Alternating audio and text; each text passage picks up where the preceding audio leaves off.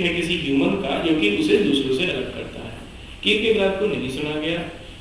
बाद में एक 1920 के आसपास एक और एक राइटर हुए, थॉर्नडाइक उनका नाम था। थॉर्नडाइक ने भी अपना एक अध्ययन दिया। उन्होंने कहा व्यक्ति की भावनात्मक जो बुद्धिमत्ता होती है वो केवल उसके स्वयं तक सीमित नहीं होती, बल्कि वो समाज तक भी होती है। एक होती है सामाजिक बुद्धिमत्ता, सोशल इंटेलिजेंस। सोशल इंटेलिजेंस का मतलब कि मैं आप लोगों को समझता हूं, अपने आसपास के समाज को समझता हूं। अपने आसपास के समाज को समझने का मतलब ये है कि मैं अपने आसपास के समाज की भावनाओं को समझता हूं। थॉर्नडाइक ने यह कहा कि वो व्यक्ति सबसे सफल है जिसमें सामाजिक बुद्धिमत्ता है, सोशल इंटेलिजेंस है। यानी न केवल अपनी समझ, न केवल उसमें अपनी समझ है बल्कि समाज की भी समझ है। अच्छा ये बताइए, एक क्वेश्चन पूछता हूं आपसे। मैं कहता हूं मैं तुम्हें जानता हूं, I am saying that I no you. क्या ये बात पूरी सही है? मैं आपको कब जान सकता हूं?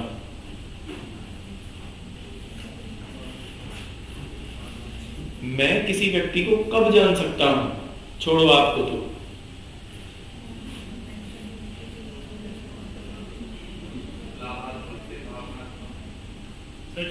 सोच के बताओ मैं क्या पूछ रहा हूं, ध्यान से सुनो। सवाल मेरा ये है, मैं ये कहता हूं कि मैं इन्हें जानता हूं, मैं इन्हें कब जान सकता हूं? तो जवाब उनके स्वभाव को इंटरेक्शन।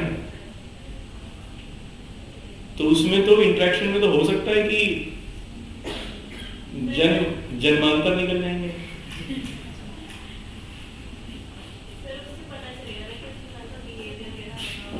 किसी के बिहेवियर को जानने से उसको जान लिया जाएगा।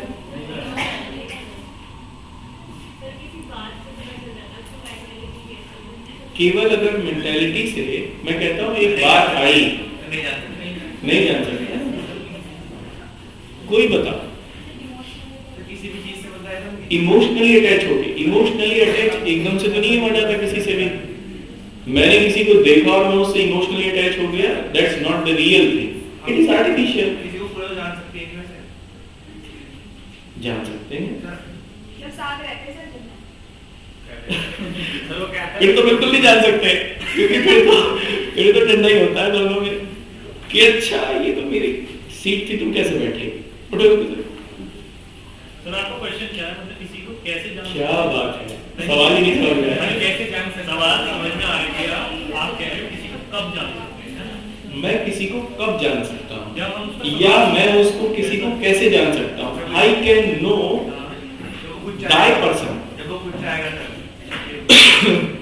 अरे ऐसे कोई वो थोड़ी कि दरवाजा थोड़ी बंद है कि भाई जब आप मैं चाहूंगा तभी तुम अंदर आओगे। मैं चला जाऊंगा आपके अंदर। अच्छा मैं चला नहीं जाता आप लोगों के अंदर। अरे मैं समझ लेता हूँ आपके दिमाग की चीजों को। नहीं सर का क्या मतलब है? कई सारे लोगों को अरे मैं समझ लेता हूँ, मुझे आती है चीजें कैसे। नहीं अरे एक बात बताओ, अगर किसी आदमी की डेथ को देख लिया है तो क्या उस डेथ को समझने के लिए मरना जरूरी है? नहीं कि भाई मर के देखो उसके बाद जाने के लिए कैसे मरा। देखो सुनो, आंसर बता रहा, इसका आंसर नहीं पता हो लेकिन इस आंसर को ध्यान से सुनना, ये बड़ा गहरा है। वही पर्सन सामने वाले को जान सकता है जो खुद को जानता है। हम खुद को पूरा जान सकते हैं? हाँ पूरा बिल्कुल। अरे कैसे यार, मतलब आप कैसे डिनाई कर सकते हो? इसका मतलब आप सोच ही नहीं रहे, केवल डिनायल मोड में हो। क्या बुद्ध ने खुद को नहीं जाना? सब थोड़ी सी फिर वही चीज तुम ये कैसे कह सकते हो कि कोई नहीं जान सकता खुद को? क्या महावीर ने खुद को नहीं जाना? क्या बहुत सारे एग्जाम्पल्स हैं। मैं तो केवल बुद्ध और महावीर दो ऐसे लोगों की बात कर रहा हूं जो केवल इंडियंस हैं। क्या गांधी ने खुद को नहीं जाना? क्या टॉलस्टॉय ने खुद को नहीं जाना? कैसे आप डिनाई कर सकते हो? That's the basic thing. समझो, ये हवाबाजी मत करो यहाँ पे। मैं आपको सीधी जो बात बता रहा हूँ ये बहुत गहरा चिंतन है. It is a deep thought और based on the a lot of study of philosophy and psychology. वो व्यक्ति खुद को जान सकता, जो व्यक्ति खुद को जान सकता है वही दूसरे को जान सकता है, क्योंकि खुद का रास्ता दूसरे तक जाता है. दूसरे तक जाने का रास्ता खुद से होके जाता है. मैं खुद को जानता हूं, इसीलिए आपकी जो चीजें हैं उनको समझ पाता हूं, इसीलिए क्या दिमाग में चल रहा होता है मुझे पता चल जाता है. That's the basic thing. अच्छा, अब ये बताओ, जब मैं खुद को जानता हूं इसका मतलब क्या है? इसका मतलब ये है I know my wisdom, I know my physique, I know my sentiments, my emotions, and also I know to regulate them, to control them, to manage them. जब मुझे इतना पता है तो मुझे ये भी पता होगा कि आपके कैसे किए जा सकते हैं.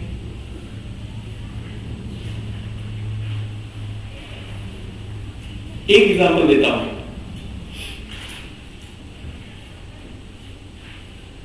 ऐसा मेरे साथ भी हुआ है, लेकिन आप लोगों के साथ भी होता होगा. कुछ लोग आपको ऐसे ही हंसा देंगे, कुछ नहीं करेंगे, बस आपके पास सामने ना एक स्माइल थ्रो करेंगे और आप हंसने लगोगे, भले ही आपका मूड कितना भी खराब क्यों ना हो. होता है ना? केवल क्या किया उन्होंने? कुछ नहीं किया, जस्ट थ्रो अ स्माइल और आपके फेस पे स्माइल आ गई. आपको कंट्रोल कर रहे हैं दिमाग से, दे कंट्रोलिंग यू. इसीलिए तो जब कोई व्यक्ति सोच के आपको हंसा सकता है, कोई दूसरा रुला भी सकता है. मैं ये भी नहीं कह रहा, दोनों तरीके के लोग होते हैं. मोरल ऑफ द स्टोरी, सामने वाले को वो सबसे बेहतर जान सकता है जो खुद को जानता होगा. जो खुद को नहीं जानता वो सामने वाले को नहीं जाने, वो झूठ बोल रहा है, साफ तौर पर झूठ बोल रहा है. मैं तुम्हें जानता हूं, अरे पागल है, तू पहले खुद को जान फिर मुझे जानना. वो बाद में, ये नहीं. अब अगर मैं खुद को जानता हूं तो मैं आपको जानता हूं, और मैं आपको जानता हूं तो इसका मतलब मैं समाज को जानता हूं. इसका मतलब ये हुआ कि मेरी जो बुद्धिमत्ता है, जो इंटेलिजेंस है, वो सोशल इंटेलिजेंस भी है. हाँ या ना? समझ में आई बात?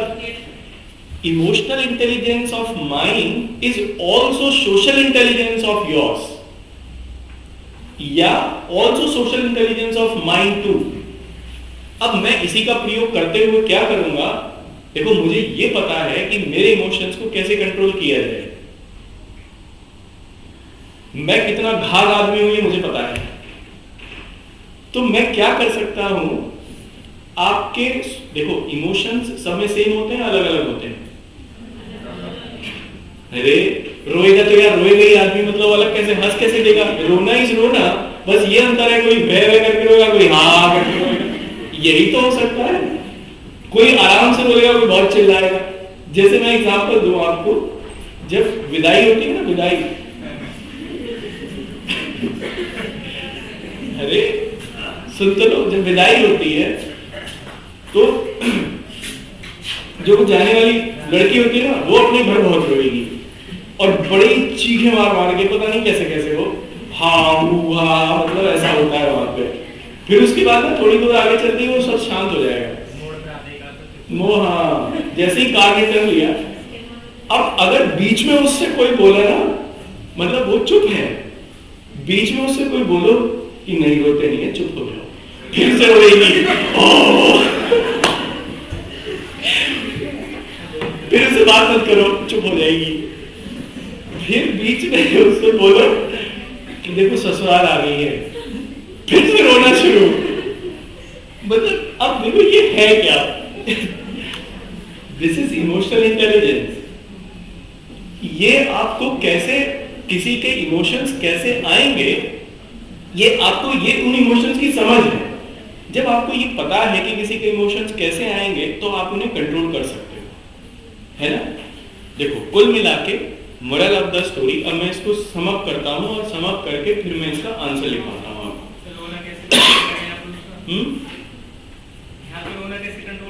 बात ही मत करो. जो गलती से ये कह दिया ना कि भाई ससुराल आ गई है या या ये रो मत, तो वो और रोएगी, बात ही मत करो उससे, वो अपने आप मगन मस्त, क्योंकि उसके मन में कुछ और चल रहा होता है, वहां ड्युअलिटी होती है। देखो वहां पे ड्युअलिटी होती है उसके मन में, उसे दिखाना कुछ और होता है, करना कुछ और होता है। तो जब वो दिखाना होता है तो एक ना इमेज क्रिएशन का काम होता है उस समय, उसके दिमाग में ये चल रहा होता है कि इमेज क्रिएशन तब होती है जब वो जोर जोर से रोएगी, इसीलिए वो बहुत जोर जोर से रोती है उस समय, लेकिन उसके मन में कुछ और होता है। तो जैसे ही वो उसको लगेगा कि कोई ध्यान नहीं दे रहा ना, तो चुपचाप बैठ जाएगी। That's it. क्योंकि इमेज क्रिएशन तब होती है जब दूसरा देख रहा हो, दूसरा ध्यान ही नहीं देना। इसलिए सबसे अच्छा ये होता है कि अगर कोई बहुत बन रहा हो ना, उसकी तो ध्यान ही मत दो। That's it. Ignore, best weapon, ignorance is best weapon. मैं बहुत इस्तेमाल करता हूँ इस चीज का, और मुझे पता होता है सब, ऐसा नहीं होता, इसलिए तो मैं कहता हूँ मैं बहुत घाव हूँ। चलिए, क्योंकि मैं जानता हूँ मेरे इमोशंस क्या हैं, मैं जानता हूँ सामने वाले के भी क्या हैं, अपने कंट्रोल कर सकता हूँ, सामने वाले के भी कर सकता हूँ, और मैं बहुत बार जीता हूँ। क्लास में बहुत सारे लोग हैं ऐसे जो इस चीज को समझते होंगे, बहुत बार। और मैं ये सीक्रेट है, ये ऐसी कौन सी चीज है जिसे मैं नहीं जानता, पर इन रियल टर्म्स, और सच ये है कि मैं पढ़ लेता हूं अंदर, कभी उसे पता नहीं चलने देता। लेकिन ये कभी नहीं पता चलता किसी आदमी को भी कि मैं सब जानता हूं, क्योंकि अगर ये पता चल जाए तो फिर मैं ही क्या, और मेरी कोई क्षमता ही क्या ना, और ना ही ना उस, देखो कभी मैं उसका मिसयूज भी नहीं करता, मैं कभी उस चीज को, क्योंकि that is the process, that is the process of a human being, then that is also the process of a intuitional development. ये एक वो प्रक्रिया है जो चलती रहती है हमेशा। देखो जैसे हीगल ने कहा, उसने कहा विचार इंपॉर्टेंट है, बुद्धि इंपॉर्टेंट है, उसने कहा मानव का निर्माण विचार से हुआ, इसलिए कोई मानव तब ग्रोथ करता है जब वो विचारशील हो। कैसे बताया उसने कहा, विचार ऐसे होते हैं, एक विचार आएगा, फिर दुर्विचार आएगा, यानी थीसिस, और फिर उसके बाद में एंटीथीसिस, और फिर दोनों आपस में मिल जाएंगे, जो नेगेटिव एस्पेक्ट है वो दोनों का समाप्त हो जाएगा, केवल पॉजिटिव बचेगा। इसलिए सत्यमेव जयते, वो कॉन्सेप्ट उन्होंने वहीं से जोड़ी थी, और फिर से जो एक नया विचार है, जो सद्विचार है, वो आगे ग्रोथ करेगा इस तरह। लेकिन फिर जैसे ही सद्विचार आएगा, उसके अगेंस्ट में एक और विचार आ जाएगा। इसीलिए ह्यूमंस में आपको हमेशा ड्युअलिटी मिलेगी, हम सबके अंदर होती है। कभी हम लोग कुछ सोच रहे होते हैं, कभी उसी समय दूसरी बात सोच रहे होते हैं, यद्यपि और परंतु हमेशा चलती रहती है, और ये यद्यपि और परंतु ही एक नई चीज को जन्म देती है हमेशा। दैट इज द प्रोसेस, इसलिए इसको नहीं रोकना होता, बस करना क्या होता है, तो इसको कंट्रोल करना होता है, इसे रेगुलेट कर, कंट्रोल भी नहीं, रेगुलेट करना होता है, जिससे ये जो इंट्यूशनल डेवलपमेंट है, हम लोगों की आत्मिक विकास है, वो एक सही प्रक्रिया में आगे चलता रहे, वो बाधित ना हो और वो खराब भी ना हो। कोई गलत नहीं होता, सब सही होते हैं, एक भी इंसान ऐसा नहीं है जो गलत होता, बस अंतर कितना है, और ऐसा भी नहीं है कि एक भी इंसान की वो सही हो। सब में गलत और सही का एक रेशो होता है, उस रेशो को इस तरीके से मैनेज करना होता है कि सही का रेशो हमेशा ज्यादा रहे, गलत का रेशो हमेशा नियंत्रित रहे, और इसी रेशो की कोई पूरी तरह सही नहीं होता और नहीं कभी हो सकता है, इसलिए कभी पूरी तरह सही होना भी नहीं चाहिए। अगर आप पूरी तरह सही हो गए तो आप कैसे सरवाइव करेंगे ना, विकास रुक जाएगा सही होने का, कि गलत होना भी जरूरी है, बट वो कंट्रोल्ड हो। खैर चलिए, हीगल ने ये कहा कि जो विचार है वो सर्वोपरि है, इसलिए विचार ही आपको आगे लेके जाता है। कीर्तिदास ने कहा कि भावनात्मक बुद्धि सर्वोपरि है, ये भावनात्मक बुद्धि समाज को निर्मित करती है और एक स्वस्थ समाज का निर्माण करती है। एक और उन्होंने चीज कही, हाँ नहीं, अब आगे चलता हूं मैं। 1920s के समय में, शायद नहीं 1995 में, 1920s में तो डेनियल ना उनका था वो क्या नाम था उनका, थॉर्नडाइक का चिंतन था। 1995 में एक अमेरिका में साइंटिस्ट हुए, सोशल साइंटिस्ट हुए, समाज विज्ञानी थे, जिनका नाम था डेनियल गोलमैन। बहुत शानदार साइंटिस्ट थे। इवन ये है कि आज भी अमेरिका में जो एजुकेशन सिस्टम चलता है वो उन्हीं का ही चलता है। डेनियल गोलमैन ने जो पीडोगॉजी दी साइकोलॉजी के आधार पर, बाद में उसी को अमेरिका के एजुकेशन सिस्टम में लागू किया गया, और वो इतना सक्सेसफुल रहा कि पूरी दुनिया के देश अमेरिकन एजुकेशन सिस्टम को फॉलो करते हैं। आज दिल्ली में जो एजुकेशन सिस्टम है ये वही है, अमेरिकन एजुकेशन सिस्टम है, पीडोगॉजी उसी तरीके की है वो। इन्होंने एक अपनी बुक लिखी, इसका नाम था emotional intelligence, why it can matter more than IQ. देखो, एक होता है इंटेलिजेंस कोशेंट, जिसको हम लोग आईक्यू कहते हैं। आईक्यू सामान्यतः किसी व्यक्ति की विश्लेषण और निर्णय करने की क्षमता होती है एक विशिष्ट परिस्थिति में। यह माना गया 1995 से पहले कि किसी व्यक्ति का आईक्यू जितना ज्यादा होगा और जितना अच्छा होगा, वो व्यक्ति निर्णय लेने में उतना ही ज्यादा सक्षम होगा और उतने ही स्वस्थ निर्णय ले सकता है। इसलिए किसी व्यक्ति को पूरी तरीके से असेसमेंट अगर किसी व्यक्ति का करना हो तो इन्होंने कहा कि आईक्यू के आधार पर कर लेना चाहिए। और ये एक नाम था इनका, बहुत फेमस है। 1985 में वेन पेन नामक एक साइंटिस्ट थे जिन्होंने ये चिंतन दिया। आईक्यू की कॉन्सेप्ट इन्होंने दी थी, वेन पेन, WAYN और PAYNE, WAYNE और PAYNE, वेन पेन इनका नाम था। डेनियल गोलमैन ने 1995 में इनकी इस बात को ठुकरा दिया। उन्होंने कहा इमोशनल कोशेंट या emotional intelligence, IQ, intelligence quotient तो केवल एक ही चीज की बात है, वो है बुद्धि की। व्यक्ति बुद्धि से कुछ निर्णय ले सकता है, लेकिन क्या हमेशा व्यक्ति बुद्धि से ही गाइड होता है? ना, वो भावनाओं से भी प्रेरित होता है, भावनाएं भी उसे गाइड करती हैं। किसी के निर्णय लेने में दो चीजें, बल्कि तीन चीजें, इन माय व्यू किसी के निर्णय लेने में तीन चीजें उसके निर्णय को बनाती हैं या उसके निर्णय में भाग लेती हैं। एक, उसकी बुद्धि, दूसरा उसकी भावनाएं, और तीसरा उसका इंट्यूशन, उसकी अंतरात्मा। जब बुद्धि कुछ कहेगी और भावनाएं कुछ कहेंगी तब एक अंदर से आवाज आएगी, और ये आवाज होती है अंतरात्मा की आवाज कि हे मानव, तुझे ये करना है। That the voice would be the voice of inner conscience। ये तीनों मिलके किसी व्यक्ति को की निर्णय निर्माण प्रक्रिया को बनाते हैं। गोलमैन ने यही कहा, उसने कहा कि आईक्यू नहीं, किसी व्यक्ति का असेसमेंट आईक्यू से नहीं होना चाहिए, इमोशनल इंटेलिजेंस से होना चाहिए। क्योंकि समाज में किसी व्यक्ति की जो स्थिति है वो केवल और केवल इस बात से निर्धारित हो सकती है कि वो स्वयं को कितना जानता है और सामने वाले को कितना जानता है। अगर कोई ऑफिस में काम कर रहा है, जैसे आप लोग मान लीजिए, आप में से कुछ लोग करते भी होंगे MNCs वगैरह में काम, वहां एक टीम वर्क होता है, और जो टीम का लीडर होता है, टीम का लीडर किसे बनाया जाता है? जिसकी इमोशनल इंटेलिजेंस ज्यादा हो या जिसकी आईक्यू का लेवल ज्यादा हो? EQ ज्यादा हो। जिसका EQ ज्यादा हो।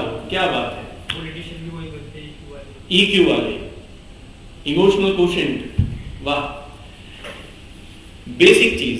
क्योंकि EQ वाला व्यक्ति या इमोशनल इंटेलिजेंस वाला जो व्यक्ति होगा वो ज्यादा अच्छा नेता होगा, एक अच्छा लीडर होगा। क्यों? क्योंकि वो न केवल अपनी को समझ सकता है, बल्कि ग्रुप को कैसे यूनाइट करके आगे चला जाए इसको समझ सकता है। तो इसका मतलब ये हुआ, डेनियल गोलमैन का ये चिंतन था। पर इन्होंने एक और बात कही, इन्होंने कहा किसी व्यक्ति का जैसे आईक्यू एक निश्चित दायरे में वृद्धि कर सकता है, वैसे ही किसी व्यक्ति का जो EQ है या किसी व्यक्ति की इमोशनल इंटेलिजेंस, वो उसकी जैविक परिधि में ही चल सकती है। और ये जैविक परिधि उसकी निर्धारित होती है उसके पेरेंट्स से, उसके पेरेंट्स के जीन से। देखो, किसी व्यक्ति में बुद्धि केवल इतनी हो सकती है जितनी उसके पेरेंट्स ने उसे दी है। उसमें कुछ वो इंक्रीज कर सकता है उसको चेंज करके, मैं ये नहीं कह रहा कि वो इंक्रीज नहीं कर सकता, इंक्रीज कर सकता है, हो जाती है, लेकिन उस जेनेटिक स्ट्रक्चर के बाहर नहीं जिस जेनेटिक स्ट्रक्चर से उसका निर्माण हुआ है। ऐसे ही कुछ लोगों में इमोशंस की इंटेलिजेंस भी, इमोशनल इंटेलिजेंस को सीखा जा सकता है, ऐसा नहीं है, ये प्रैक्टिस से आ जाती है चीजें, लेकिन उस जैविक परिधि के अंतर्गत ही, जिस जैविक परिधि ने उसका निर्माण किया है। जैसे मैं एक आपको एग्जांपल दूं, मान लीजिए किसी बच्चे के पेरेंट्स में क्रोध का एक या भावनात्मक आवेग का एक दुर्गुण है। इस बात की पर्याप्त संभावना है कि बच्चे में भी होगा। अब बच्चा उसे क्या कर सकता है? उसे नियंत्रित तो कर सकता है अपने इमोशनल इंटेलिजेंस का प्रयोग करते हुए, अपने आप को ट्रेन करते हुए, लेकिन वो क्या नहीं कर सकता? उसे समाप्त नहीं कर सकता। क्यों? क्योंकि वो उसकी जेनेटिक स्ट्रक्चर का भाग है। अब वो जाएगा नहीं, लेकिन नियंत्रित हो जाएगा। सवाल को फिर पढ़ो। सवाल पे आते हैं। ये पूरी अंडरस्टैंडिंग इस क्वेश्चन के आंसर के लिए पर्याप्त है। सर आपने बताया कि अगर हम खुद को जान सकते थे, दूसरों को जान पाएंगे, ठीक है? मान लो अब फिर उसके इमोशन कंट्रोल कर लेंगे, कंट्रोल कर पाएंगे, चेंज कर पाएंगे। अगर सामने वाले इमोशन चेंज नहीं कर पाए तो हम उसको नहीं जानते। सामने वाले के इमोशन चेंज नहीं कर पा रहे, देखो इसको तुम गलत जगह पर गलत तरीके से अप्लाई कर रहे हो कि अपने कौन से इमोशंस को तुम चेंज कर सकते हो। क्या रोने को हंसने में बदल सकते हो? जब दुख होगा तो रोएगा ही इंसान, और जब खुशी होगी तो हंसेगा ही। सामने वाले से अगर हम लोग ये चाहें कि वो दुख में हंसे, तो वो कैसे हंसेगा? एक चीज। दूसरी चीज ये है, मतलब ये गलत अप्लाई है। देखो, चेंज नहीं करना, समझना है। अगर मैं अपने इमोशंस को अच्छे से समझ सकता हूं, मैं ये कह रहा हूं, तभी मैं आपके इमोशंस को अच्छे से समझ सकता हूं। एग्जाम्पल, मान लीजिए मम्मी ने ये कहा कि घर में चप्पल लेके नहीं आना, जूते बाहर उतारने हैं क्योंकि मैंने पोंछा लगाया हुआ है, और मैं जूते के साथ घुस गया अंदर। अब मुझे ये पता है कि मेरे साथ क्या होना है ना? अब मैं क्या करूं? अब मुझे पता है कि जब मां को ये पता चलेगा कि मैं अपने जूते सहित अंदर आ गया, तो जूते पड़ने की पर्याप्त संभावना है। तो फिर क्या किया जाए? अब मैं मां के इमोशंस को ऐसे कंट्रोल करूं कि जूते या तो कम से कम पड़े या फिर पड़े ना। That is emotional intelligence. जैसे आप गांधी के काम में क्या था, तो गांधी ऐसे जिंदा मतलब पार्टी से रोक नहीं पाए। अरे that was not the matter of emotional intelligence. उन्हें पता होना चाहिए ना कि मानेगा नहीं मानेगा। अरे क्या, देखो ये बिल्कुल डिफरेंट बात है। मतलब तुम ना हिप्नोटिज्म की बात कर रहे हो, हिप्नोटाइज करने की बात कर रहे हो। जैसे किसी आदमी को हिप्नोटाइज करके उसकी इच्छा के विरुद्ध उससे कुछ करवा लिया जाए। How it is possible? देखो, बदलना नहीं होता इमोशंस को दूसरे के, समझना होता है। अच्छा, दूसरी चीज, अगर मुझे ये पता है कि सामने वाला, देखो मैं ये जानता हूं कि यूपीएससी का एग्जाम टफेस्ट है, तो क्या मुझे वो नहीं देना चाहिए? तुम्हारे हिसाब से तो नहीं देना चाहिए, क्योंकि जिन्ना मान ही नहीं रहे हैं। तो गांधी को पास ही नहीं जाना चाहिए था भाई, टफेस्ट नट टू क्रैक है। देखो, ये बिल्कुल डिफरेंट चीज है। प्रयास करना, गांधी का वो प्रयास था, दैट यहां पे उसे बिल्कुल मत ऐड करो। It was not the part of emotional intelligence, never. क्या था इमोशनल इंटेलिजेंस गांधी का? गांधी जन भावना को समझते थे नहीं समझते थे। जब कि चाहा, आंदोलन खड़ा कर दिया और पूरे देश के लोग एक ही तरीके से इकट्ठा हो गए, एक प्रोसेस के थ्रू इकट्ठा हो गए। That is the national movement.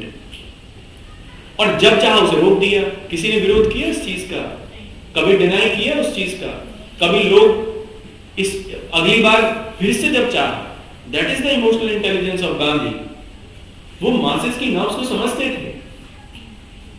यहां पे है, अब जिन्ना पे यूज मत करना है इसे। देखो अब सवाल जो है वो ये है सर एक बात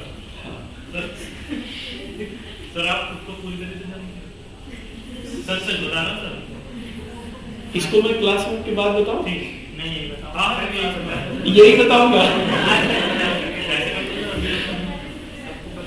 देखो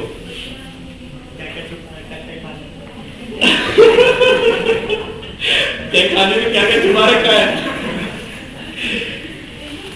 देखो मैं छुपाता नहीं हूं, सबसे मेन बात तो ये है। नहीं ऐसा नहीं है, जब तक मुझसे कोई पूछता नहीं मैं बताता नहीं। और क्योंकि मुझे अच्छा, लेकिन अगर मुझसे कोई कुछ पूछता है और मुझे पता है तो ऐसा भी नहीं है कि मैं छुपाता हूं। देखो कारण उसका ये है, मैं ये मानता हूं कि छिपाने वाला आदमी चोर होता है और छिपाने वाला आदमी कायर भी होता है।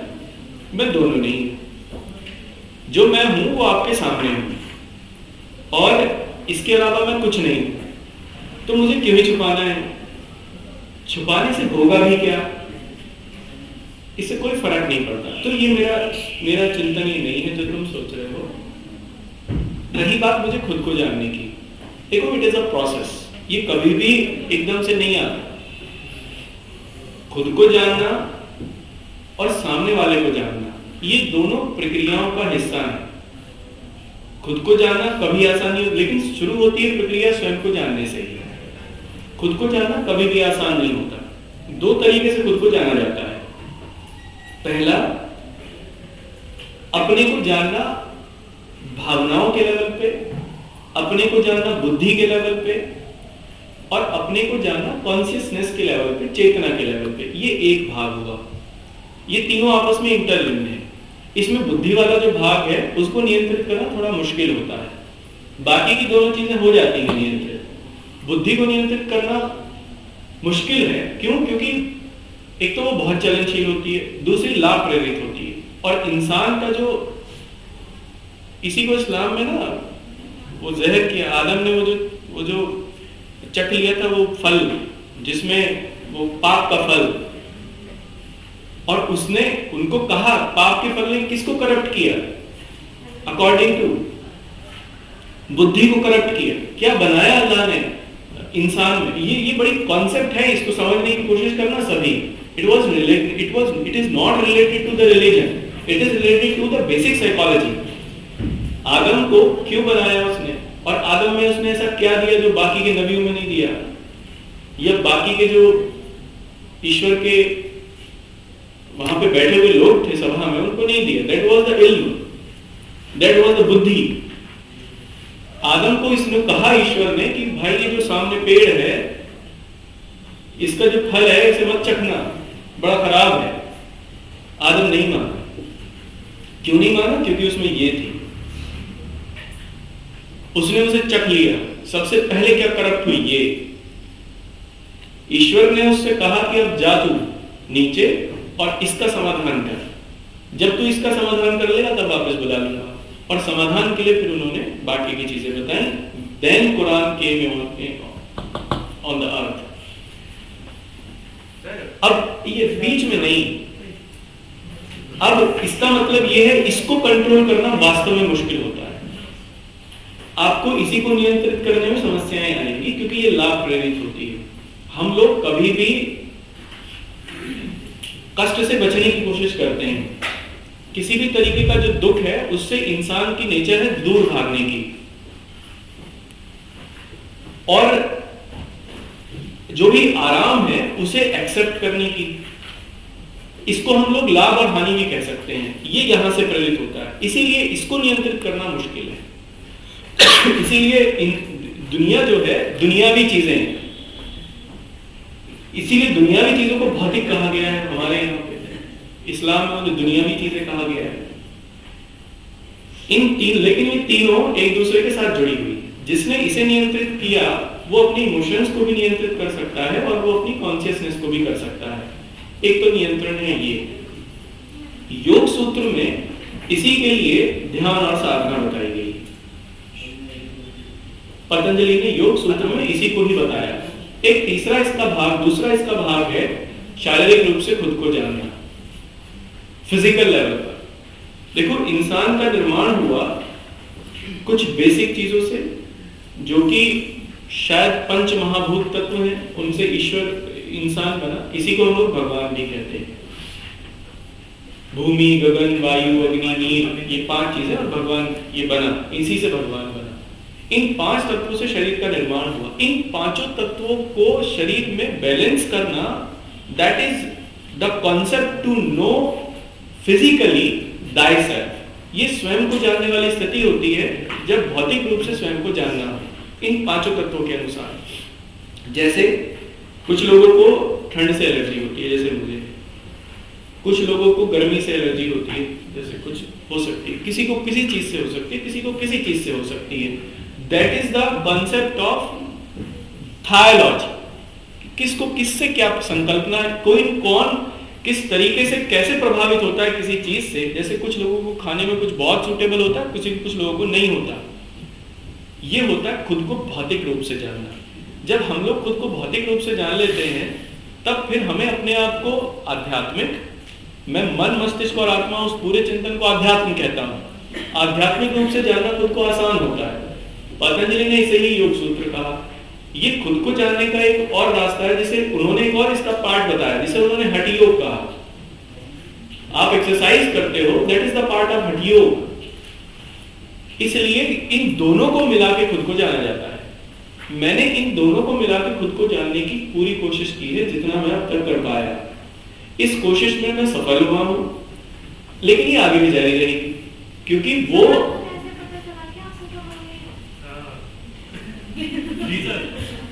ठीक है। ठीक है, देखो, सफल मैं इसलिए मैं मानता हूं कि मैं सफल हूं, जो मैंने अपने लिए कुछ गोल निर्धारित किए थे इस पूरी जर्नी में, वो मैंने अचीव किए।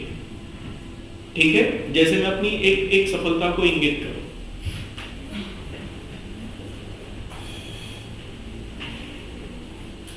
मेरी जर्नी जब शुरू हुई, मैंने 0 से शुरू किया था,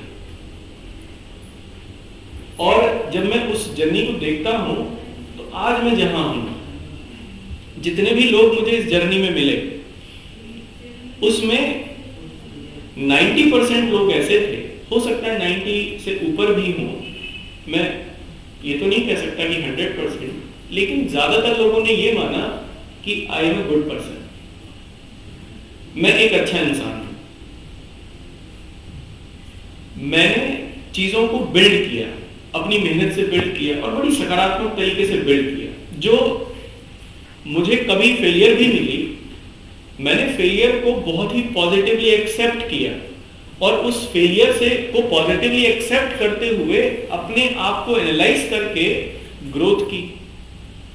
इसलिए मैं ये मानता हूं कि मैं 0 से चला, जो मेरे पास कुछ भी नहीं था। मैंने बताया ना आपको, एक बार शायद याद होगा, मुझे ये नहीं पता था कि दिल्ली का रास्ता क्या है। 1 तारीख को सुबह उठा, मम्मी को कहा दिल्ली जा रहा हूं, मम्मी ने मुझे कुछ पैसे दिए और मैं दिल्ली चला गया। यहां से मैंने शुरुआत की। मुझे ये पता नहीं था क्या पहना जाता है, कैसे किया जाता है। मैं नहीं, ये है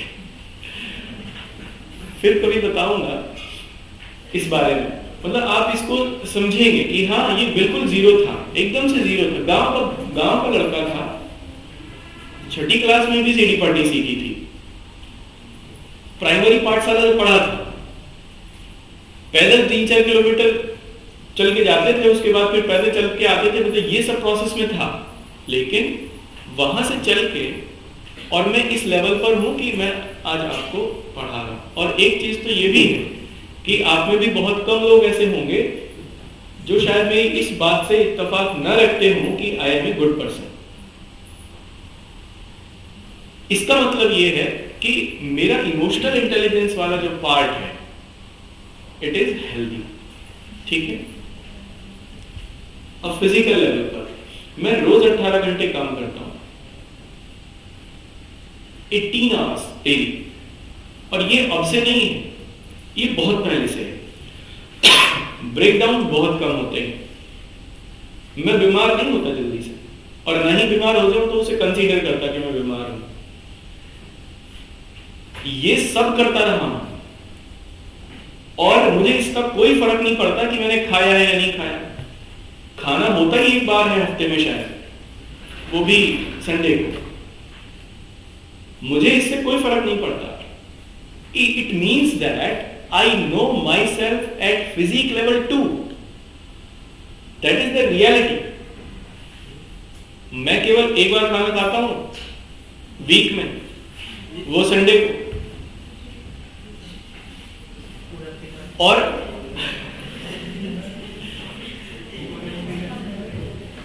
that is the reality, that is the part of, that is the, फिर इस बारे में चर्चा करूंगा। और ये मैंने सीखा है।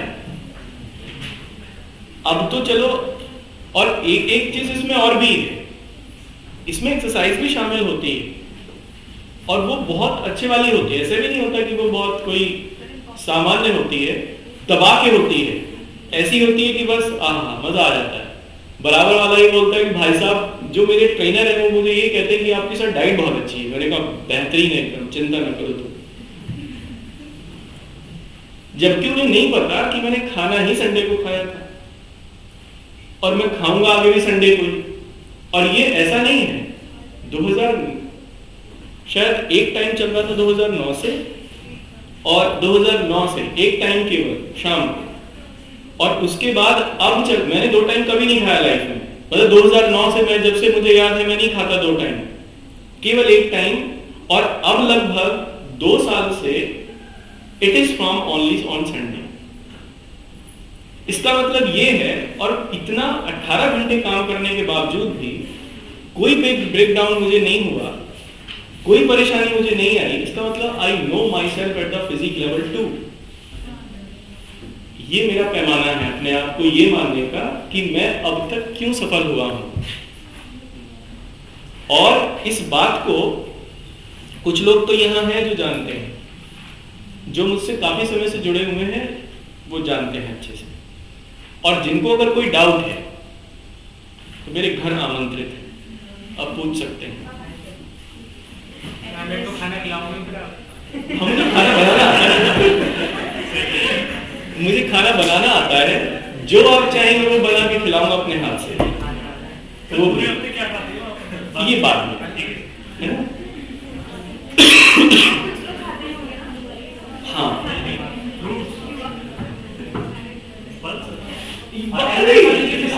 ठीक है, चलो का आंसर लिखो। हाँ,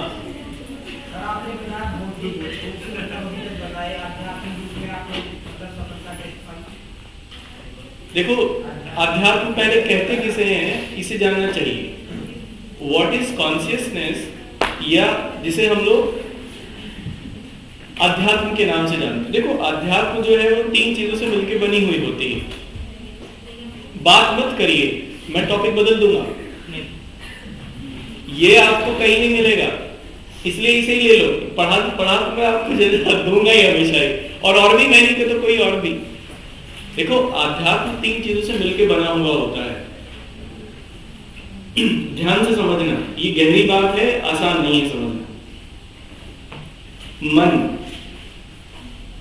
मस्तिष्क और आत्मा, इन तीनों को मिला के हम लोग आध्यात्म कहते हैं। आध्यात्म का लिटररी मीनिंग है अध्य, और आत्म स्वयं को संपूर्णता में जानना। अध्य माने जानना, टू नो आवर सेल्फ, और आत्म माने स्वयं, संपूर्णता में जानना स्वयं को। इट इज आध्यात्म। जो मैं हूं that is formed by 3 things, my wisdom, my emotions and my consciousness. मेरी चेतना, मैं इन तीनों से मिलकर बना हूं। जब तक मैं इन तीनों को नहीं जानूंगा तब तक मैं आध्यात्मिक नहीं हो सकता। अरे इस मंदिर में घंटा बजाने से कोई आध्यात्मिक हो जाता है क्या? या नमाज पढ़ने से कोई आध्यात्मिक हो जाएगा क्या?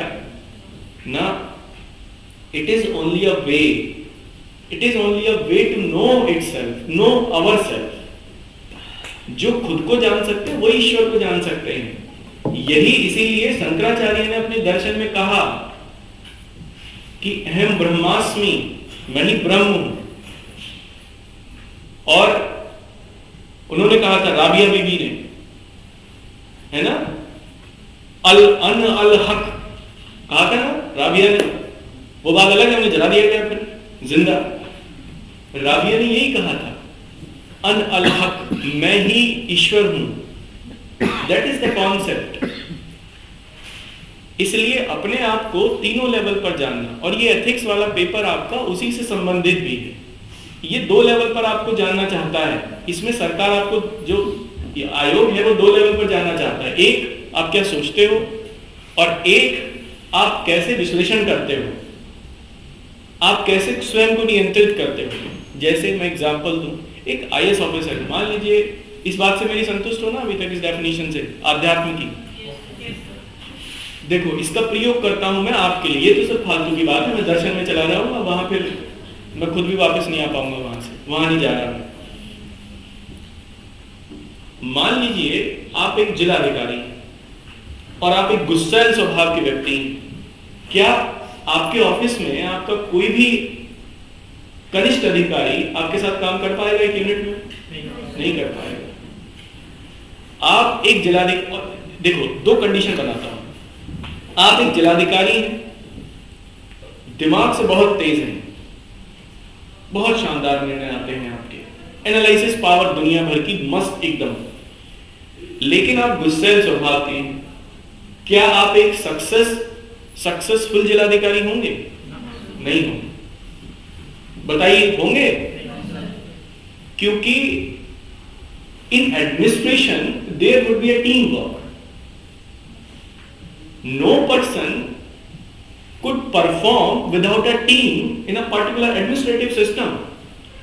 So you have to come with a quality to unite the people around you. जब तक आप लोगों को अपने साथ जोड़ेंगे नहीं, अगर आप में ये गुण नहीं है, तब तक आप सक्सेसफुल नहीं होंगे। अब मैं एक दूसरी कंडीशन देता हूं। आप में बुद्धि सामान्य है, लेकिन आप में इमोशनल इंटेलिजेंस अच्छी है। न केवल अपनी भावनाओं को समझ पाते हैं, बल्कि दूसरे की भावनाओं को भी समझ पाते हैं।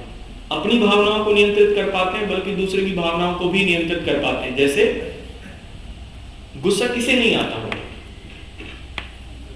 सबको आता है, लेकिन कुछ गधे टाइप के जो लोग होते हैं उसका इजहार कर देते हैं वॉलेंटली, जिनमें समझ की कमी होती है, और जो समझदार लोग होते हैं वो उसे रेगुलेट कर लेते हैं।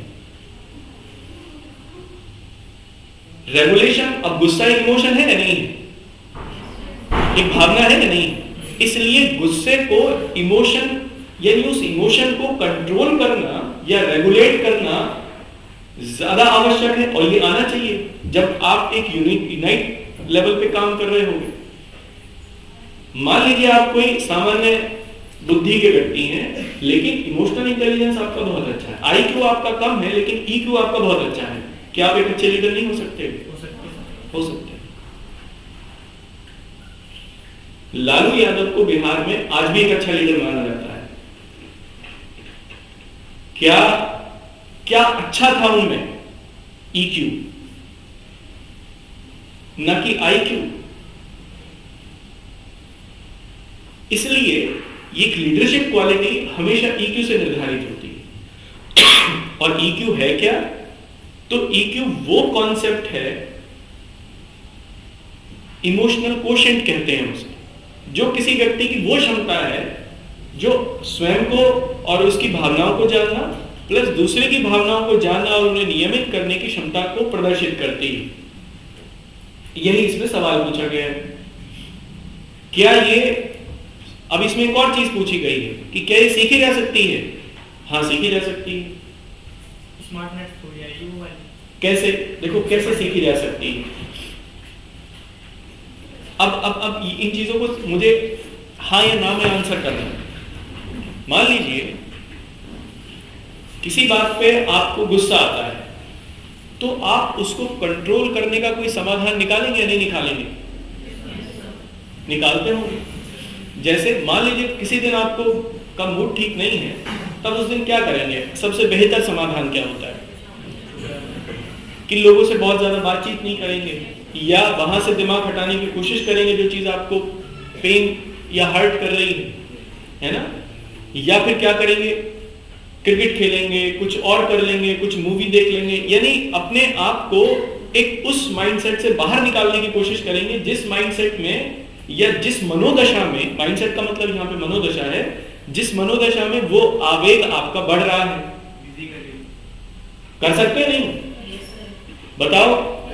और ऐसा करके गुस्सा शांत किया जा सकता है या नहीं? किया जा सकता है, सीखा जा सकता है नहीं इसलिए गुस्सा शांत करना।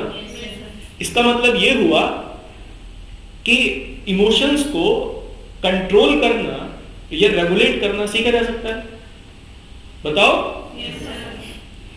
इसे कहते हैं स्व प्रेरणा, स्व जागरूकता। खुद के बारे में जान के और ऐसे सिस्टम बना लेना, कोई भी ऐसा व्यवस्था बना लेना जिससे स्वयं के भावों को नियंत्रित किया जा सके, इसे कहते हैं स्व जागरूकता। जैसे मुझे डायरी लिखना अच्छा लगता है, जब मुझे कभी कोई चीज बुरी लगती है देन आई विल राइट। मैं रात को सोने से पहले लिखूंगा। ये मेरी स्व प्रेरणा है। इतने से ही मेरा काम हो जाता है। मुझे गुस्सा नहीं आता, मतलब आता है लेकिन मेरी वो गहराई है कि वो बाहर नहीं आता। और जब वो बाहर से मुझे, क्योंकि कोई चीज अगर नेगेटिव अंदर है सेंटिमेंट, तो बहुत अच्छा होता है कि उसे बाहर निकालिए किसी तरीके से, अदरवाइज तो वो आपके इंट्यूशन को हर्ट करेगा, उसे जहरीला बनाएगा, पॉइजनस करेगा। तो क्या करना चाहिए? एक ऐसे व्यवस्था बनानी चाहिए जिससे वो नेगेटिव एनर्जी अंदर की बाहर आ जाए। मेरी व्यवस्था है, मैं डायरी लिखता हूं। और इसमें मैं सफल भी हुआ। कुछ लोग क्या कर सकते हैं? जो उनको अच्छा लगे वो कर सकते हैं। तो एक तो ये है कि स्व जागरूकता से या स्व प्रेरण से। दूसरा इसमें आत्मनियमन से, सेल्फ रेगुलेशन से, कि जैसे मान लीजिए गुस्सा मुझे आएगा तो मैं कोशिश ये करूंगा, अपने आप को ये समझाऊंगा कि मुझे उसको किसी के ऊपर नहीं निकालना है, मतलब बाहर उसे नहीं आने देना है। उसके कई सारे माध्यम होंगे। तो ये है स्व प्रेरणा या आत्मनियमन। ठीक है। तीसरा स्व प्रेरणा से, जैसे मुझे मान लीजिए गुस्सा आ रहा है, कोई चीज बुरी लग रही है, तो मैं किसी ऐसे व्यक्ति के बारे में सोचूं जो मेरे रोल मॉडल हैं, जो मेरे आइडियल्स हैं। जब उनके बारे में मैं सोचूंगा तब मैं एनकरेज होऊंगा उस चीज से, मुझे अभिप्रेरणा मिलेगी कि मेरा गोल ये सब नहीं है किसी के ऊपर गुस्सा करना। अरे कोई लाइफ में इतना इंपॉर्टेंट होता है कि उसके ऊपर गुस्सा किया जाए? कोई नहीं होता। एक और बात, ये मेरी है, मतलब ओरिजिनल है। जब मुझे कोई चीज बुरी लगती है तब पहले दिमाग में आती थी, अब तो वो भी नहीं आती। तब मैं ये सोचता था कि अगर कोई अपना है तो उस पर गुस्सा क्यों किया जाए, और कोई अगर गैर है तो उस पर क्यों किया जाए। मेरे गुस्से की अहमियत है, वो किसी गैर पे क्यों जाए, क्यों अहमियत है? इट इज माई इमोशन, और मेरे emotion is precious for me. वो मेरे लिए इतने प्रीशियस हैं, वो किसी दूसरे के ऊपर क्यों जाएंगे? वाई? इसका मतलब मैं तो खुला आदमी हूं, फिर तो मैं बिल्कुल फटेला टाइप का इंसान हूं कि मेरे जो इमोशंस हैं वो किसी के ऊपर भी जा सकते हैं। अरे नहीं, I am a consolidated person, I am regulated person, I am consolidated by myself, so my emotion is totally bound to me, not to others, चाहे वो गुस्सा ही क्यों ना हो। इसलिए that is the criteria of weakness। गुस्सा आना, it is a criteria of weakness, not the strength। Example देता हूं नेचर से, हाथी को गुस्सा आता है अमूमन? नहीं आता। शेर हमेशा गुस्से में होता है। अगर शक्ति की बात हो तो हाथी की बात करते हैं, शेर की? हाथी की बात करते हैं। That is the concept in nature too. A powerful person never annoyed. अब यहां शक्ति से पावरफुल नहीं, by consciousness, by emotions, by intuition. So my emotion is in my control, and if there is in my control, then I could say that I am in self control too. So it is the criteria of success of mind. तो ये कर सकते हैं। अच्छा, एक चीज और भी है, ये हम लोग सीख सकते हैं ये चीजें। अच्छा, दूसरी चीज ये है, जैसे इमोशनल इंटेलिजेंस है ना, तो दो चीजें हैं। आप मुझे दो चीजों के बारे में बताइए। एक होती है एम्पैथी और एक होती है सिंपैथी। एम्पैथी को अंग्रेजी में हिंदी में कहते हैं समानुभूति, समानुभूति। और सिंपैथी को क्या कहते हैं? सहानुभूति। दोनों में अंतर है। Sympathy is a negative aspect, while empathy is a positive aspect. जैसे दोनों में क्या अंतर है? मान लीजिए, हाँ, माँ बाप का उदाहरण देते हैं, है ना, अच्छे से समझ पाओगे। आप बीमार हैं, बुखार है बहुत तेज, मम्मी की जो आपसे एक लगाव होगा, या मम्मी आपके उस परेशानी को या दर्द को महसूस कर रही होंगी, दैट विल बी एम्पैथी। क्योंकि उन्हें ये लग रहा होगा कि ये इसे जो दर्द हो रहा है ना, इसे नहीं हो रहा, मुझे हो रहा है। और वो ऐसा महसूस करके आपको दवाई देंगी, ये मेरा बच्चा और मेरा ये और मेरा न जाने वो और वो, ये सब कुछ होगा। That is the concept of empathy. आपके पास सोएंगी, आपको कोशिश करेंगे कि जल्दी से जल्दी ठीक हो जाए। पिताजी, अच्छा बीमार हो, कोई बात नहीं, दवाई ले लो, चलो डॉक्टर के वाले के चलते हैं। दैट्स इट, यही खत्म। उनको अगर रात को जागना पड़ गया, माँ रात भर जागेगी आपके बराबर में बैठ के, पिताजी आराम से सोएंगे। पिताजी को इससे कोई फर्क नहीं पड़ रहा, आपको परेशानी है, दैट्स इट, जितना फर्क पड़ रहा था पढ़ लिया कि अच्छा ठीक है बीमार हो गए, अरे वाह कोई बात नहीं, चलो दवाई लेके आओ, दैट्स इट, खत्म। That is sympathy. एम्पैथी और सिंपैथी में ये अंतर है। अच्छा, मेरे अंदर मान लीजिए एम्पैथी की भावना है, मैं किसी के दर्द को उसी तरीके से महसूस कर सकता हूं जिससे वो महसूस कर रहा है। अगर मेरे अंदर ऐसी कोई भावना है तो इसका मतलब ये है कि मैं एम्पैथी को समझता हूं, या मैं एम्पैथेटिक पर्सन हूं। तो क्या मैं उसके दर्द को दूर करने का प्रयास उसी संकल्पना से कर सकता हूं या नहीं कर सकता? और तब तक चैन से नहीं बैठूंगा जब तक कि उसका दर्द दूर ना हो जाए। जैसे कि माँ जब तक नहीं सोएंगी जब तक कि आपको आराम ना मिल जाए उस परेशानी से। इसका मतलब यह हुआ कि दूसरे के इमोशंस को समझना इस बात में भी कारगर होता है कि आप कैसे डिलीवरी करते हो। सर्विस डिलीवरी, मान लीजिए आप डिस्ट्रिक्ट मैजिस्ट्रेट हैं, कहीं पर खाना नहीं पहुंचा, कहीं बाढ़ आ गई, परेशान है लोग, उनके दर्द को आप स्वयं का दर्द अगर समझेंगे तो इसका मतलब फिर यह है कि आप एम्पैथेटिक पर्सन हो और उस समस्या का समाधान जल्दी से कर पाएंगे। यह भी सीखा जा सकता है। सर, एम्पैथेटिक तो जब हुआ जा सकता है ना कि जब हम उस सिचुएशन से गुजरे। देखो जरूरी नहीं है कि माँ, देखो जरूरी नहीं है कि माँ बच्चे के दर्द को तभी समझे जब वो उस दर्द से स्वयं गुजरी, जरूरी नहीं। सर, एम्पैथी तो यही होती है ना जब हमने वो चीज फील कर रखी हो। समानुभूति का ना कर रखी हो का नहीं है, कर रहे हो। नहीं, जो भी कैसे हो जाएगा, दोनों में अंतर है। देखो कर रखी है तो माने भी कर सकते हैं सर। देखो ये तो सहानुभूति भी हो सकती है। मान लो मुझे चोट लग गई, तो पहले कहीं मान लीजिए मेरा कोई एक्सीडेंट हो गया, मुझे चोट लग गई और मैंने कोई सड़क पर देखा कोई व्यक्ति एक्सीडेंट से पड़ा हुआ था, तब मैं उसे महसूस कर सकता हूँ कि अरे चोट लग गई, चलो ठीक है कोई बात नहीं, तो अस्पताल लेके चलते हैं। दैट इज सहानुभूति ना, सहानुभूति भी हो सकती है। जरूरी थोड़ी है कि मैं वैसा ही महसूस करूँ दूसरे के लिए। नहीं, देखो ऐसा नहीं है।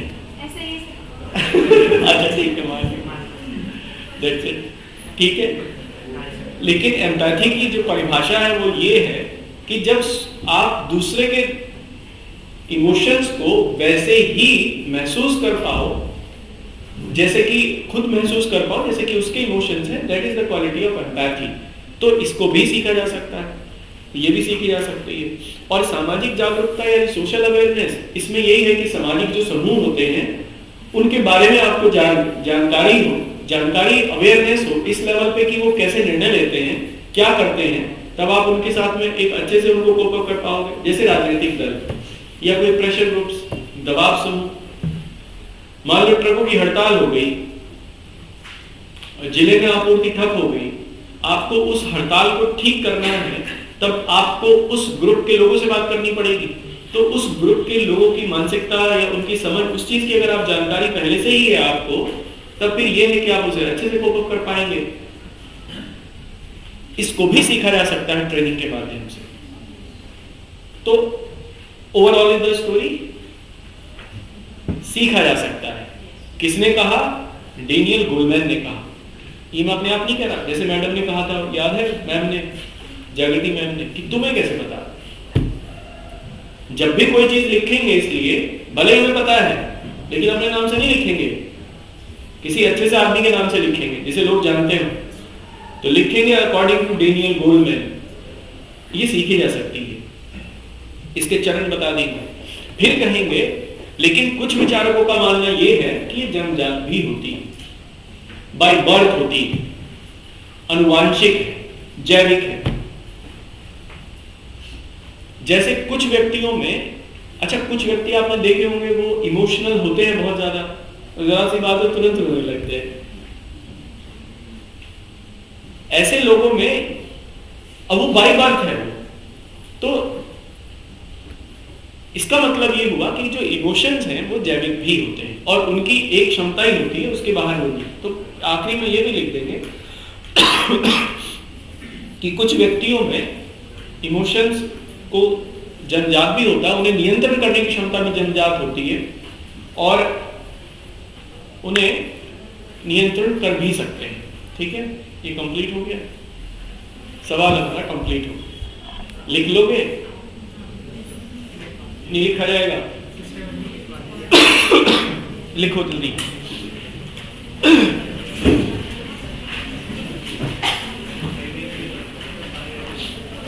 ठीक है, अब मैं इसको ऐसे लिखवाऊंगा जैसे मेंस में लिखते हैं आंसर, तो ये आंसर राइटिंग भी हो जाएगी आपकी। ठीक है,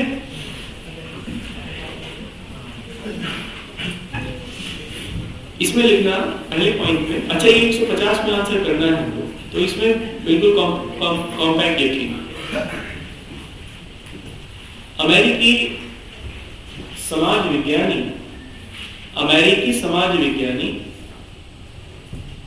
डेनियल गोलमैन ने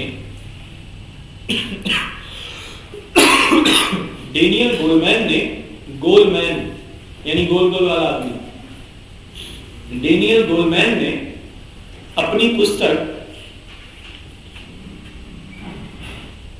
emotional intelligence why it can matter, emotional intelligence why it can matter more than IQ, ये किताब का नाम था। इमोशनल इंटेलिजेंस कॉमा लगा के why it matter more than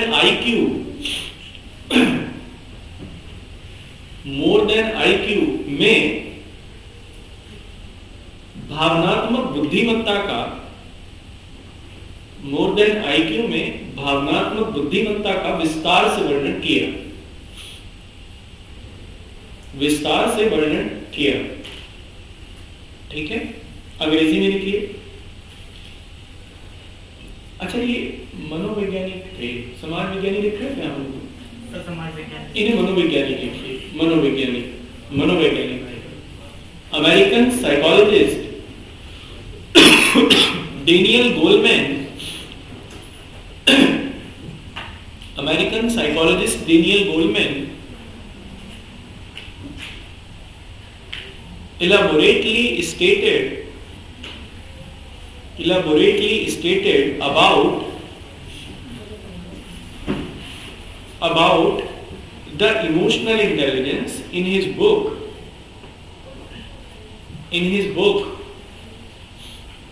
Emotional Intelligence, why it can matter more than IQ. Sir इसके बाद can भी क्या है? हाँ, why it can, ठीक है, more than IQ. अब देखो, ये पहले बता दिया क्योंकि अब हम लोग अब एग्जामिनर के सामने बात आ गई, जो ये कह रहा है वो इसकी बात खुद की नहीं है बल्कि एक किसी प्रसिद्ध मनोवैज्ञानिक की है, इन्हें सब जानते हैं। अब हम अपनी बात आगे कह सकते हैं। तो अब सबसे पहले क्या कहें? तो सबसे पहले अब भावनात्मक बुद्धिमत्ता को परिभाषित कर दीजिए, यही आना चाहिए। तो लिखेंगे कंटिन्यूएशन में, भावनात्मक बुद्धिमत्ता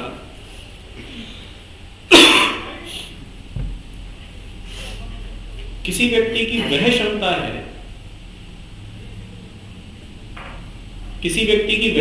है जिसमें वह स्वयं के मनोभावों, जिसमें वह न केवल, ऐसा कर देखिए, जिसमें वह न केवल स्वयं के मनोभावों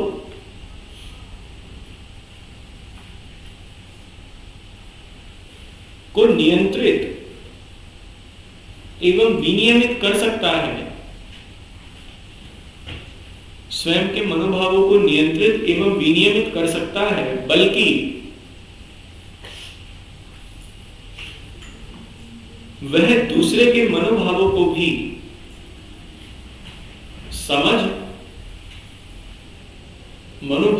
समझ, विनियमित एवं नियंत्रित कर सकता है। Emotional intelligence is the power of a person by which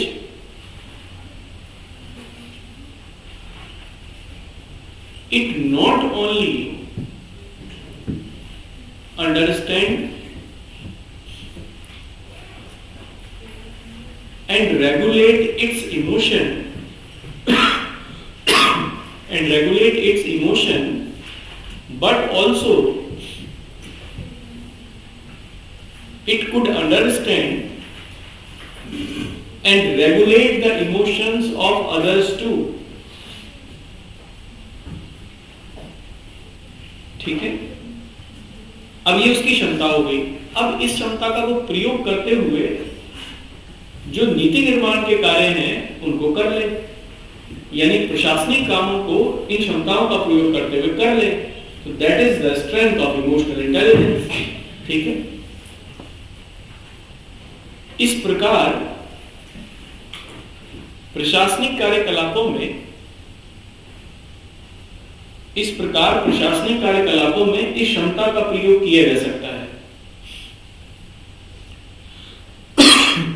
प्रशासनिक कार्यकलापों में इस क्षमता का प्रयोग किया जा सकता है। And so this strength of a person could successfully executed in administrative functions। ठीक है, अच्छा देखो, इमोशनल इंटेलिजेंस के ना कुछ कंपोनेंट्स होते हैं। मोटे तौर पर भावनात्मक बुद्धिमत्ता के दो भाग हैं, ऊपर हम लोगों ने देखे। एक के लिए खुद को जानना और एक है सामने वाले को जानना।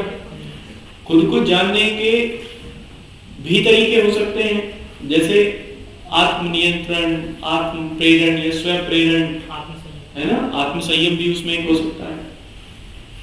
और फिर ऐसे ही दूसरे के लिए हो सकते हैं। तो दो भागों में बांट सकते हैं नहीं से, यानी इमोशनल इंटेलिजेंस को हम लोग कंपोनेंट्स में डिवाइड कर सकते हैं नहीं, छोटे छोटे घटकों में।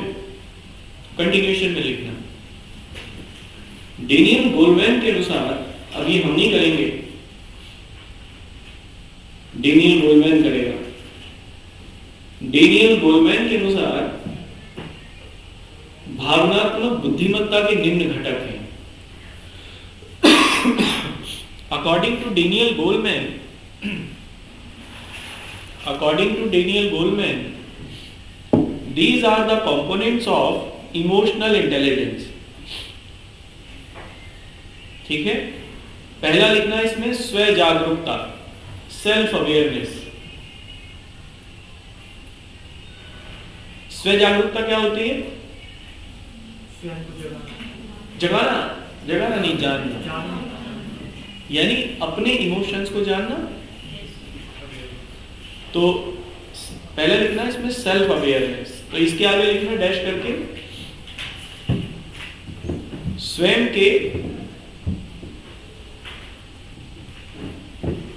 स्वयं की भावनाओं की सही जानकारी रखना, स्वयं की भावनाओं की सही जानकारी रखना।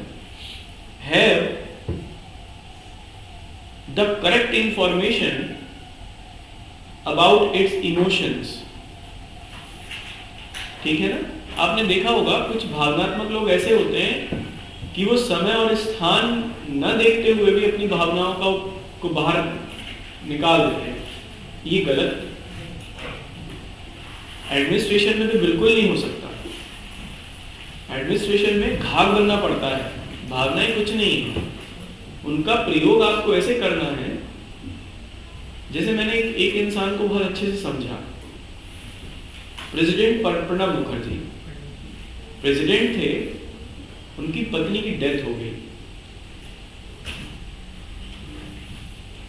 और तीसरे दिन वो अपने काम से लग गए थे, थर्ड डे। जहां तक मैं उनके संबंधों के बारे में जानता हूं, कह सकते हैं कि one of the most understanding couple. वो व्यक्ति जिसकी ऐसा कोई क्षण नहीं रहा प्रणब मुखर्जी की लाइफ में जब उनकी पत्नी उनके साथ नहीं थी, और वो अगर वो उनकी डेथ हो गई, दैट पर्सन, अगर कोई आम इंसान होता तो ब्रोक हो ही जाता है ऑब्वियसली। लेकिन उन्होंने अगले तीसरे दिन वो अपने काम से, कोई इससे उनको फर्क पड़ा, लेकिन उन्होंने उन्हें कंट्रोल किया ऑब्वियसली।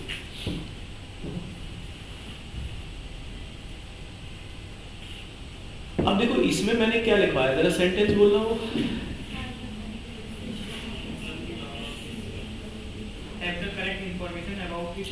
करेक्ट इंफॉर्मेशन, तो करेक्ट इंफॉर्मेशन का यहां से क्या मतलब है? भावनाओं की तीव्रता क्या है, कब आ सकती है, मतलब किसी व्यक्ति को गुस्सा कितना आ जाता है, इस बात की उसको समझ होनी चाहिए, नहीं होनी चाहिए? उसकी इंटेंसिटी कितनी है, इस बात की समझ होनी चाहिए, नहीं होनी चाहिए? नहीं होनी चाहिए। अगर उसको इस बात की समझ नहीं है कि उसके गुस्से की, हंसी की, खुशी की क्या तीव्रता है, इसका मतलब वो अपने बारे में कोई जानकारी नहीं रखता। यहां पर करेक्ट इंफॉर्मेशन का मतलब यही है। तो इस बात को समझना, लेकिन मैं इसे यहां लिखवाऊंगा नहीं, मैंने आपको केवल इसलिए बताया कि आप इसको समझें, ठीक है?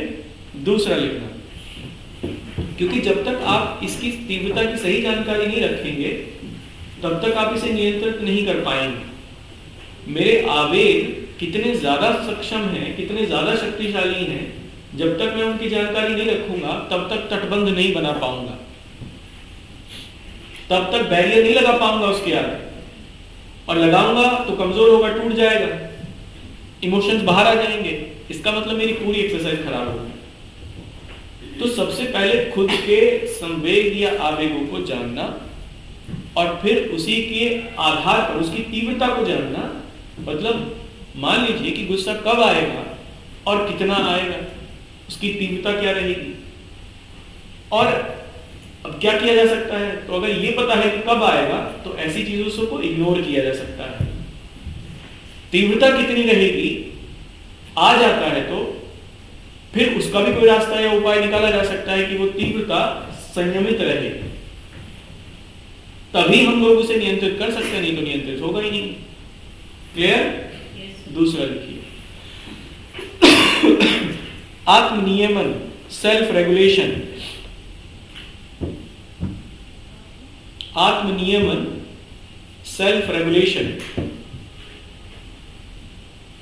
ठीक है। सबसे पहले तो ये हुआ कि किसी बात से गुस्सा आ गया, उसकी तीव्रता में वृद्धि हो गई। अब यह है कि उससे वो आता है, आपको वो चीज है तो आपको अमूमन आता है, अगर वैसी स्थिति बनती है तो। मान लीजिए कोई झूठ बोलता है तो आपको गुस्सा आता है, कोई चीट करता है तो आपको गुस्सा आता है। अब ये तो कोई आपने क्या किया कि खुद को नियमित कर लिया, रेगुलेट कर लिया, लेकिन क्या इससे गुस्सा आना रुकेगा ना। अब अगले लेवल पे जाना है, और वो लेवल क्या है, तो वो है स्वनियमन। यानी ऐसे कुछ चीजें करनी है जिससे अगली बार गुस्सा आए ना, कोई चीटिंग करे तो ना आए। जैसे मैंने आपको एक रास्ता बताया ये अपना, कि मैं ये सोचता हूं अपने पे गुस्सा क्यों किया जाए और फिर दूसरे पे गुस्सा क्यों किया जाए। It is my self regulation, क्योंकि दोनों का ही मेरी लाइफ में, एक मेरी लाइफ में बहुत ज्यादा अहमियत रखता है और एक मेरी लाइफ में कोई अहमियत नहीं रखता।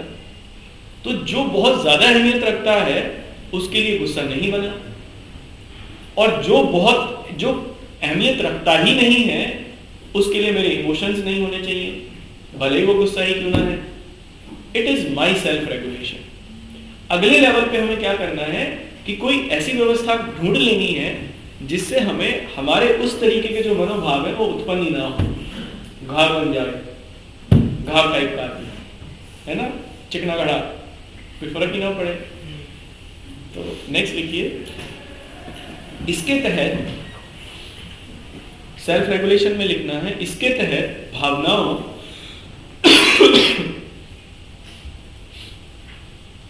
की प्रकृति एवं तीव्रता को प्रतिबंधित कर देना चाहिए। भावनाओं की प्रकृति एवं तीव्रता को प्रतिबंधित कर देना चाहिए। And under it the nature and intensity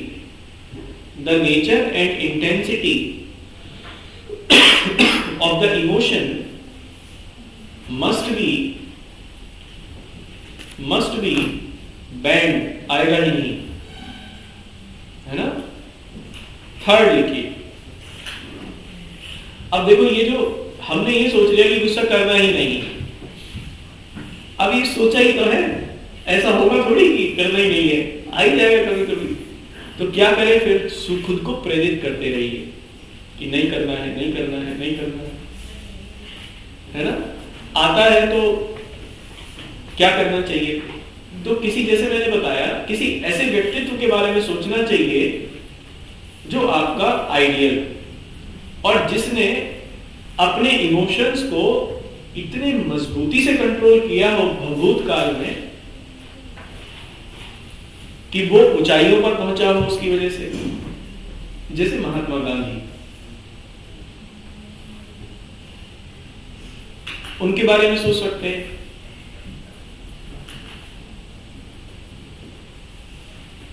self regulated person, तो कहने का मतलब है स्व प्रेरणा, तीसरा स्तर। तो लिखिए तीसरे में स्व प्रेरणा, ठीक है। सेल्फ प्रेरणा को क्या कहेंगे? मोटिवेशन। अच्छा, तो प्रेरणा को क्या कहेंगे? मोटिवेशन सही है, सेल्फ मोटिवेशन, इंस्पिरेशन। हाँ, तो यहाँ पे मोटिवेशन ठीक है ना, स्व प्रेरणा, मोटिवेशन। क्योंकि मोटिवेट करते हैं दूसरे दूसरे को देख के, और इंस्पायर्ड जो होते हैं हम लोग, देखो मोटिवेशन एक लॉन्ग टाइम का प्रोसेस है, इंस्पिरेशन एक शॉर्ट टाइम का प्रोसेस है, क्षणिक होता है। अभिप्रेरण इसलिए क्षणिक होगा और स्व प्रेरण एक लंबा होगा। इसलिए यहां पर हम लोग मोटिवेशन यूज कर रहे हैं, सेल्फ मोटिवेशन। सेल्फ मोटिवेशन में क्या किया जाना चाहिए कि स्वयं को मोटिवेट करना चाहिए किसी आइडियल पर्सनैलिटी के माध्यम से। अपने सामने आने वाली चुनौतियों को कैसे हम लोग मिटिगेट करेंगे और कैसे मिटिगेट करके आगे बढ़ेंगे लाइफ में। जैसे सेल्फ को मोटिवेशन करते रहना चाहिए, अरे ये छोटी सी प्रॉब्लम है, ये मेरे सामने क्या है, कुछ नहीं है, मैं इसे सॉल्व कर लूंगा, इसमें गुस्सा होने की कोई बात नहीं। It is a challenge, challenge is a part of the life, so it must become not to bother from it, just go and move on. ये मैं ऐसी अपनी स्वप्रेरणा रखूं तो जब गुस्सा आएगा तो मुझे बहुत ज्यादा परेशानी वो देगा नहीं, I will compete with it. ठीक है, तो आप लिखिए इसमें आशावादी तरीकों से स्वयं को प्रेरित करना, आशावादी तरीकों से स्वयं को प्रेरित करना। Motivated self from very positive mindset. जैसे एक एग्जांपल लिख देता हूं तो क्लैरिटी आ जाएगी। जीवन संघर्षों का ही एक रूप है। हाँ, अरे लिखो, जीवन संघर्षों का ही एक रूप है। संघर्ष एवं चुनौतियों दोनों लिखो। जीवन संघर्षों एवं चुनौतियों का ही एक रूप है। Life is a form of struggle and challenges.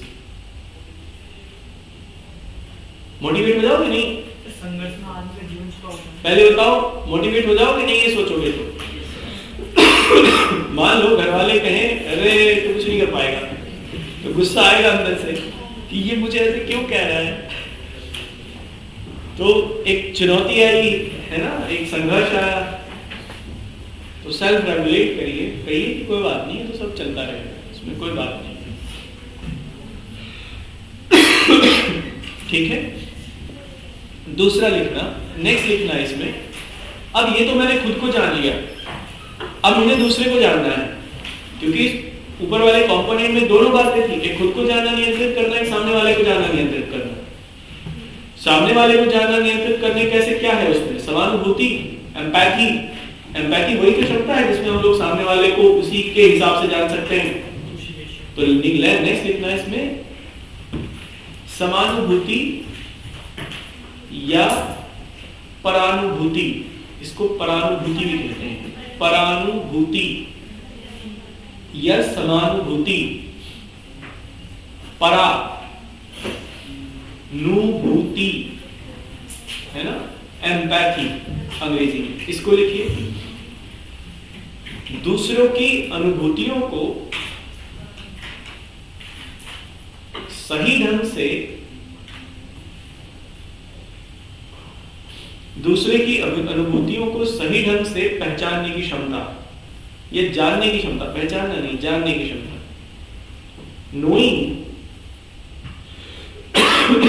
knowing the sentiments of others in correct manner.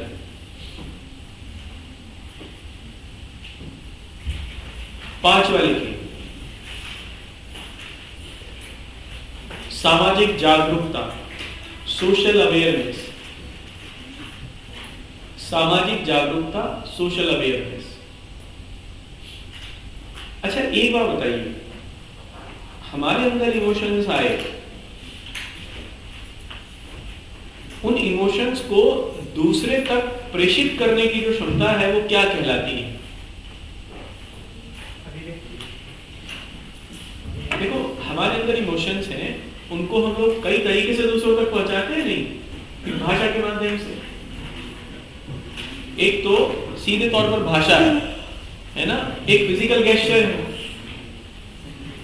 संकेतों के माध्यम से, कूट संकेतों के माध्यम से। ये दोनों ही क्या होंगे? दोनों ही किसी व्यक्ति की अंतर्वैयक्तिक क्षमताएं होगी, नहीं होगी? Interpersonal skills? अरे बताओ,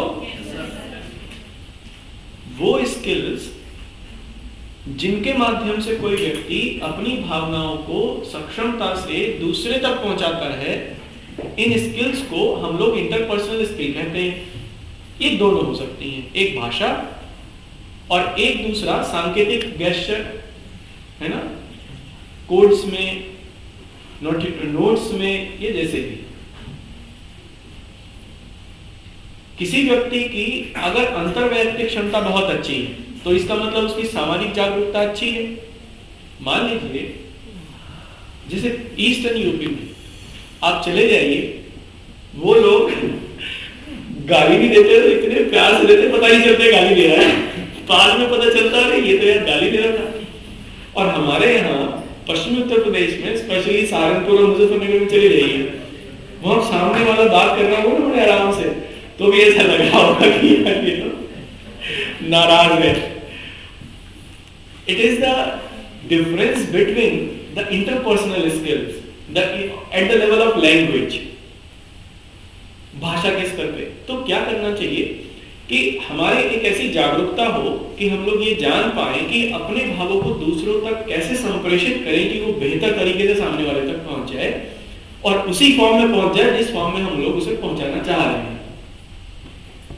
ये क्षमता अंतर्वैयक्तिक क्षमता, और इसी को हम लोग सामाजिक जागरूकता कहते हैं।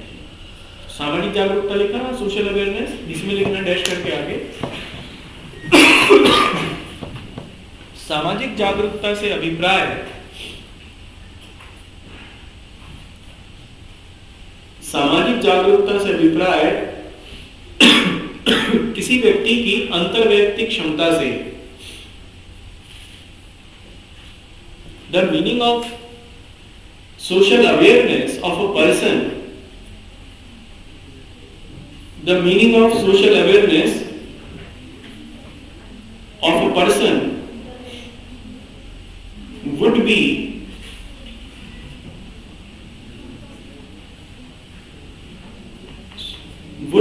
about the interpersonal skill, would be about the interpersonal skill of that person.